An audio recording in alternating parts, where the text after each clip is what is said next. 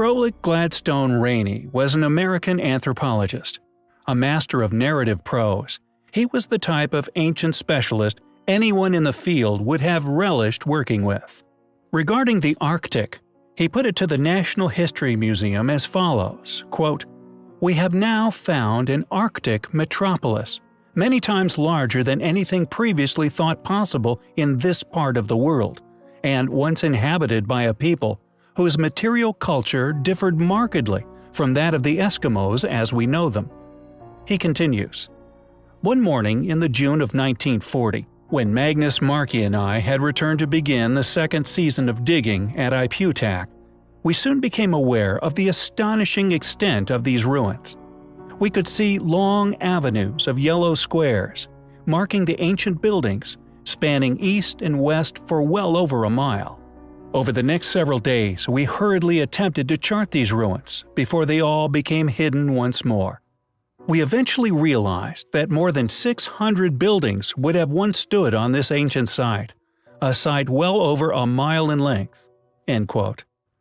Dated at many thousands of years old, you have to wonder, why is not more publicity shared regarding these mysterious people?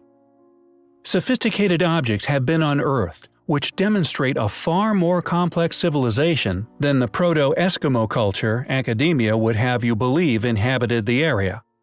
The architectural abilities of this mysterious group also far exceeds the capabilities of other ancient cultures, even as far as Mexico.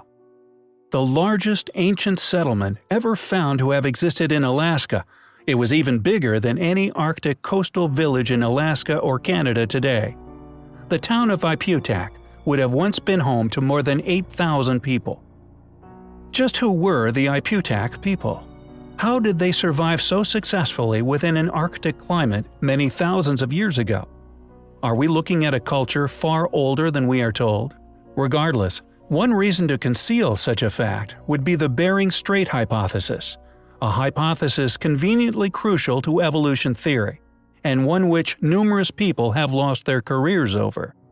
Dr. Scott Elias at the Colorado Institute of Arctic and Alpine Research, quote, "As far as orthodox scholarship is concerned, the validity of the Bering Land Bridge route is not up for debate. Regardless of such cult rhetoric, the Iputak people are certainly an interesting and controversial bunch, and worthy of future study. We will keep you posted." Alaska, America's largest and most sparsely populated state, although that may not have always been the case. We have previously covered many compelling accounts, reports, excavations, even photographs of this mysterious race. It seems no matter where you turn within controversial archaeological fields, you will inevitably come across reports of giants. They even made it to the notoriously remote Polynesian island better known as Easter.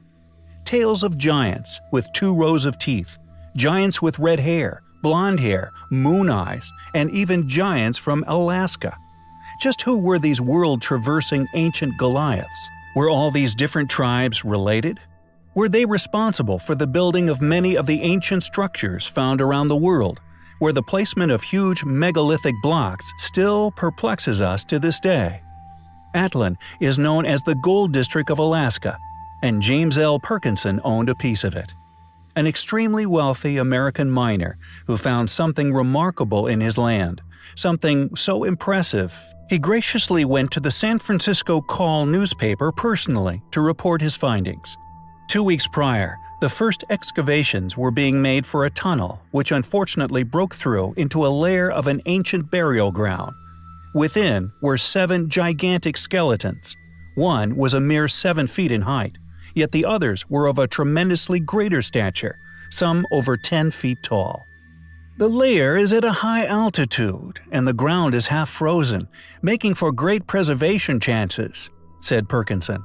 He believed that many more giants were buried there, as the ones he unearthed were lying comparatively close together. The skeletons were unusually well formed, but one unique feature was the size of the bones. The forearms were enormous in comparison to usual people. Besides 2 of the skeletons were spears, rudely shaped and pointed with sharp stones. Other pieces of stone and carved metal were found nearby. Unfortunately, it wouldn't be long before it all seemingly vanished. Regardless, this was a noble act by James L. Perkinson. It is sadly unknown just what did happen to the giants on James Land.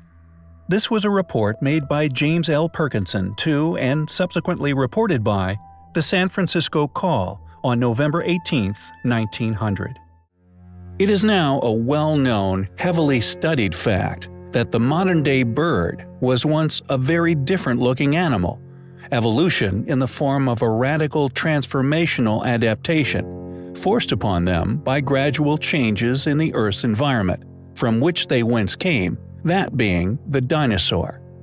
We now know this to be fact thanks to modern technology.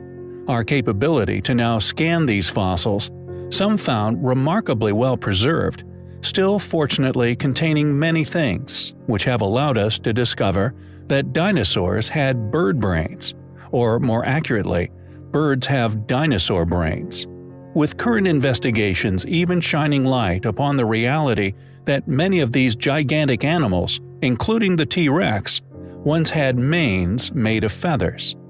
This drastic change from the dinosaur, resulting in the vast array of creatures we see today, from the ostrich to the albatross, even to the commonly domesticated budgerigar.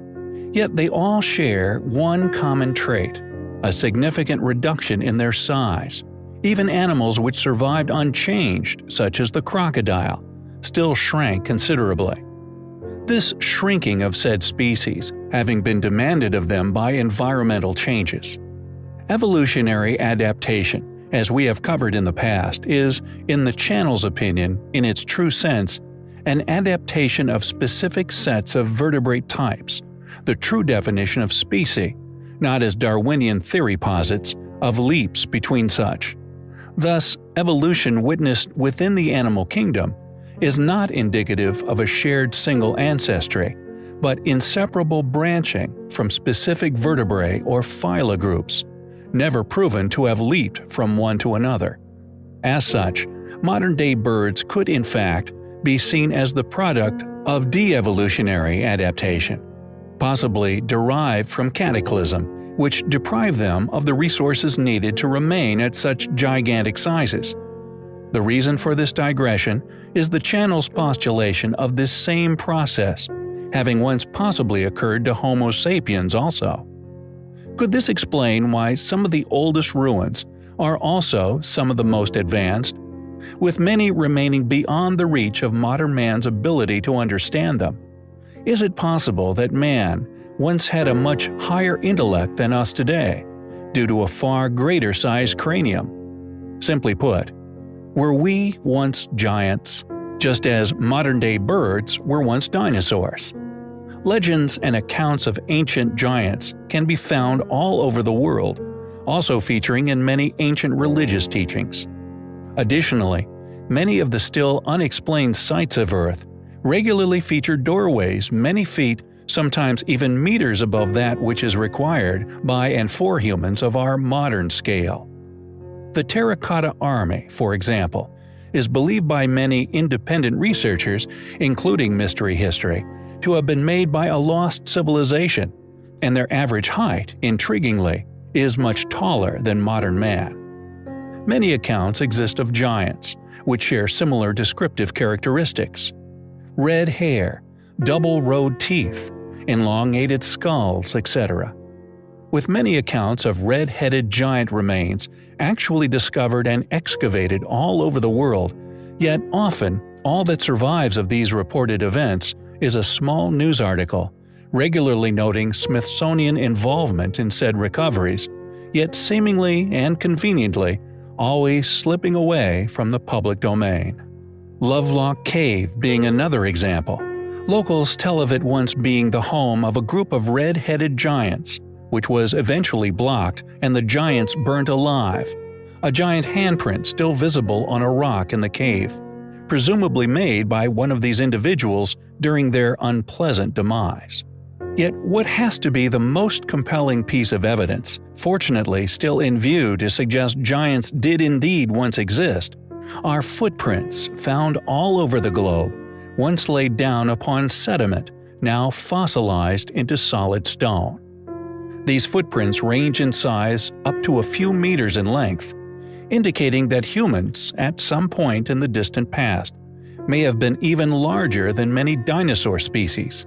We find the evidence to support the hypothesis of giant ancient humans highly compelling.